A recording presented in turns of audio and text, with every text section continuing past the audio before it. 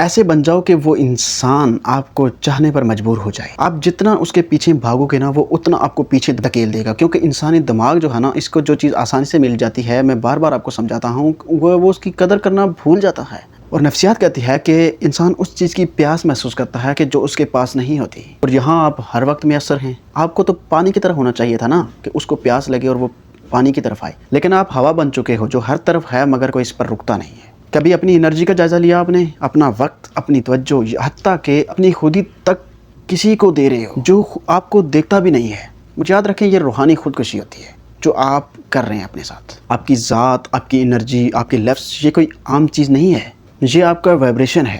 اگر آپ کا وائبریشن کمزور ہو جائے گا تو وہ انسان آپ کو محسوس کرنا چھوڑ دے گا. آپ خاموشی کے اندر طاقت پکڑتے ہو نا تو لوگ آپ کو خواب میں بھی یاد رکھتے ہیں، وہ انسان آپ کو خوابوں میں بھی دیکھے گا. آپ صرف ایک جسم ہی نہیں رکھتے، آپ تاثیر رکھتے ہیں جناب.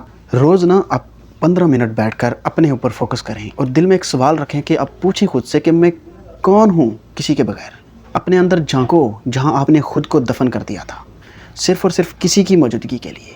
آپ ایک دریا کی طرح ہیں جناب، لیکن آپ خود کو ایک نلکے میں بند کر کے کسی کے پیاسے ہونے کا انتظار کر رہے ہیں. نہیں جناب، دریا کبھی نہیں رکتا. جو آئے سیراب ہو، جو جائے دریا نہیں رکتا. آپ اس کی لائف میں تب ہی سورج بنو گے جب آپ خود کو چمکانے کے لیے جلنا سیکھو گے. کسی کی محبت مانگنے والا ہمیشہ بھیک میں ہی رشتے پاتا ہے. جو خود محبت کا مرکز بن جائے اسے صرف کچھ خاص لوگ ہی دیکھ سکتے ہیں. آپ کا سفر تب شروع ہوتا ہے نا کہ جب آپ کسی کے لیے سٹاپ ہونا چھوڑ دو اور اپنی ذات کے لیے سٹارٹ بن جاؤ. Reclaim your roots, rewire your energy, rise again. اسی کے ساتھ مجھے دیجیے اجازت. میرے یوٹیوب چینل کو لازمی سبسکرائب کریں. اپنا بہت سارا خیال رکھیے گا. اللہ حافظ.